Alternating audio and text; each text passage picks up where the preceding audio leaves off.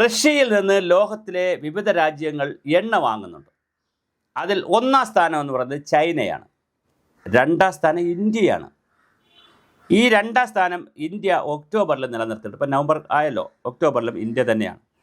കഴിഞ്ഞ മാസം നമുക്ക് $2.5 ബില്യൺ, ഏകദേശം 22,100 കോടി രൂപയ്ക്കുള്ള റഷ്യൻ എണ്ണയാണ് ഇന്ത്യ വാങ്ങിയതെന്ന് ഹെൽസിങ്കി ആസ്ഥാനമായിട്ടുള്ള research on energy and clean എയറിൻ്റെ കണക്കുകൾ വ്യക്തമാക്കി. US പ്രസിഡന്റ് ഡൊണാൾഡ് ട്രംപ് കഴിഞ്ഞ പ്രാവശ്യം 2 റഷ്യൻ എണ്ണ കമ്പനികളെയാണ് ഉപരോധം ഏർപ്പെടുത്തിയത്. എന്നിട്ടും നമ്മൾ വാങ്ങി. അപ്പോൾ ഒന്നാമത് വാങ്ങുന്നത് ചൈന, രണ്ടാമത് വാങ്ങുന്നത് ഇന്ത്യ, മൂന്നാമത് വാങ്ങുന്നതാണ് തുർക്കി. നമ്മളിപ്പോൾ ഈ ഡൽഹി സ്ഫോടനവുമായി, ചെങ്കോട്ട സ്ഫോടനവുമായി ബന്ധപ്പെട്ട തുർക്കിയുമായിട്ടൊരു തർക്കത്തിലാണല്ലോ.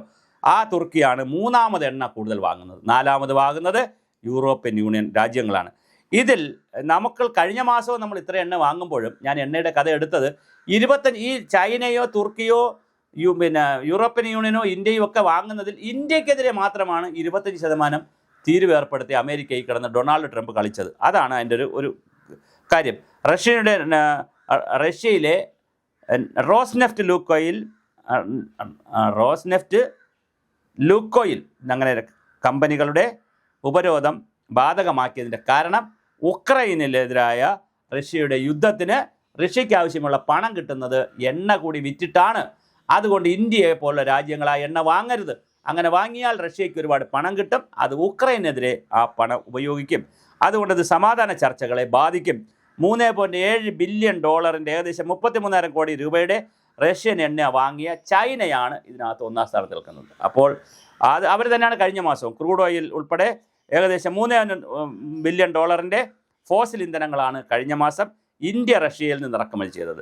$5.8 മില്യൺ ചൈനയുടെ ഇറക്കുമതി. അപ്പോൾ ചൈനയാണ് എപ്പോഴും മുന്നിൽ റഷ്യയിൽ നിന്ന് വാങ്ങുന്നത്. ബാക്കി കാര്യത്തിലൊക്കെ തമ്മിലടിയൊക്കെ ഉണ്ടെങ്കിലും ചൈനയുടെ ഇറക്കുമതി 2.7 ബില്യണുമായി. തുർക്കിയാണെങ്കിൽ മൂന്നാം സ്ഥാനത്ത് 1.1 ബില്യൺ എന്ന് പറയുമ്പോൾ 9,800 കോടി രൂപയുടെ, ഒരു 10,000-ഓളം കോടി രൂപയുടെ എണ്ണ തുർക്കി ഇറക്കുന്നുണ്ട്. പിന്നെ യൂറോപ്യൻ യൂണിയനാണ് നാലാമതായി ഏറ്റവും കൂടുതൽ എണ്ണ ഇറക്കുന്നത്. റഷ്യയുടെ കൽക്കരി ഇറക്കുമതി ചെയ്യുന്നതിലും ചൈനയ്ക്ക് തന്നെയാണ് ഒന്നാം സ്ഥാനം. അതിലും ഇന്ത്യ രണ്ടാമത് തന്നെയാണ്, തുർക്കി തന്നെയാണ് മൂന്നാം സ്ഥാനം. അപ്പോൾ പെട്രോൾ ഉൽപ്പന്നങ്ങൾ, കൽക്കരി എല്ലാം അതിൽ മൂന്നാം സ്ഥാനം. 350 മില്യൻ്റെ 3,100 കോടി രൂപയുടെ കൽക്കരിയായിരുന്നു കഴിഞ്ഞ മാസത്തെ ഇന്ത്യയുടെ ഇറക്കുമതി. അപ്പോൾ ഇതൊക്കെ പറയുന്ന അന്താരാഷ്ട്ര രാഷ്ട്രീയവും ഭൗമരാഷ്ട്രീയവും കൂടി നമ്മൾ ഇടയ്ക്ക് ചർച്ച ചെയ്യുന്നത് കൊണ്ടാണ് ഇത്തരത്തിൽ വീഡിയോകൾ ചെയ്യുന്നത്. 222 മില്യൻ്റെ 1,950 കോടി രൂപയുടെ മറ്റു എണ്ണ ഉൽപ്പന്നങ്ങളും ഇന്ത്യ റഷ്യയിൽ നിന്ന് വാങ്ങിയിട്ടുണ്ട്. റഷ്യയിൽ നിന്ന് എണ്ണ ഉൽപ്പന്നങ്ങൾ ഏറ്റവും കൂടുതൽ വാങ്ങുന്നത് തുർക്കിയാണ്, ഇന്ത്യ അല്ല. ചൈനയെ നന്നായിട്ട് വാങ്ങുന്നുണ്ട്, തുർക്കിയും വാങ്ങുന്നുണ്ട്.